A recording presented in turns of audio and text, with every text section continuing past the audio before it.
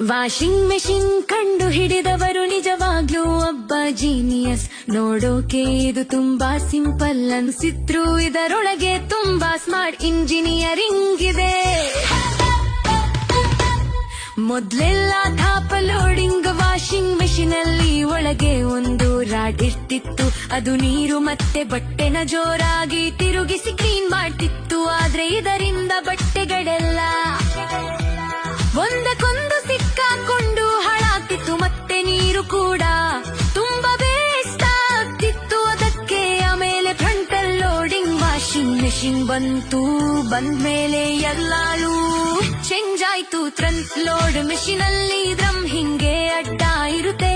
ಅಷ್ಟೇ ಅಲ್ಲ, ಇದರಲ್ಲಿ ಎರಗಿರೋ ಡ್ರಮ್ ಇರುತ್ತೆ. ಹೊರಗಡೆ ಇರೋ ಡ್ರಮ್ ನೀರನ್ನ ಹಿಡ್ಕೊಂಡ್ರೆ ರವನಲ್ಲಿ ಬಟ್ಟೆ ಹಾಕ್ತೀವಿ. ನೀಡಿವು ಡೋರ್ ಕ್ಲೋಸ್ ಮಾಡಿದ್ಮೇಲೆನೆ ನೀರು ಒಳಗೆ ಬರೋದು.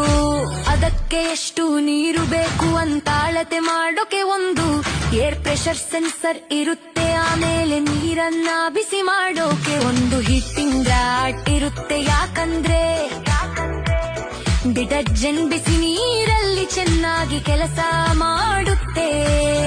ಇವಾಗ ಸಲಿ ಕೆಲಸ ಶುರು ಆಗೋದು. ಡ್ರಮ್ ತಿರುಗಿದಾಗ ಅದು ಬಟ್ಟೆಗಳನ್ನ ಮೇಲೆ ಎತ್ತಿ ಮತ್ತೆ ಕೆಳಗೆ ಬೀಳಿಸುತ್ತೆ. ಈ ತರ ಮೇಲೆ ಕೆಳಗೆ ಬಿದ್ದು ಬಿದ್ದು ಬಟ್ಟೆ ಕೆಲಿನಾಗುತ್ತೆ. ಇದಕ್ಕೆ ನೀರು ಕಮ್ಮಿ ಸಾಕು, ಮತ್ತೆ ಬಟ್ಟೆಗೂ ಉಳಿದು ಒಳ್ಳೇದು, ಹಾಳಾಗಲ್ಲ. ಆಮೇಲೆ ಬಟ್ಟೆ ಒಣಗಿಸೋಕೆ ಡ್ರಮ್ ಒಂದು ನಿಮಿಷಕ್ಕೆ ಸುಮಾರು 1200 ಸತಿ ತಿರುಗುತ್ತೆ. ಇಷ್ಟು ಹೈ ಸ್ಪೀಡ್ ನಲ್ಲಿ ತಿರುಗಿದಾಗ ಸೆಂಟ್ರಿಫ್ಯೂಗಲ್ ಫೋರ್ಸ್ನಿಂದ ಬಟ್ಟೆಲಿರೋ ನೀರೆಲ್ಲ ಆ ಹೋಲ್ಸ್ ಮೂಲಕ ಹೊರಗೆ ಹೋಗುತ್ತೆ. ಅದಕ್ಕೆ ನಿಮ್ ಬಟ್ಟೆ ಆಲ್ಮೋಸ್ಟ್ ಡ್ರೈ ಆಗಿ ಹೊರಗೆ ಬರುತ್ತೆ.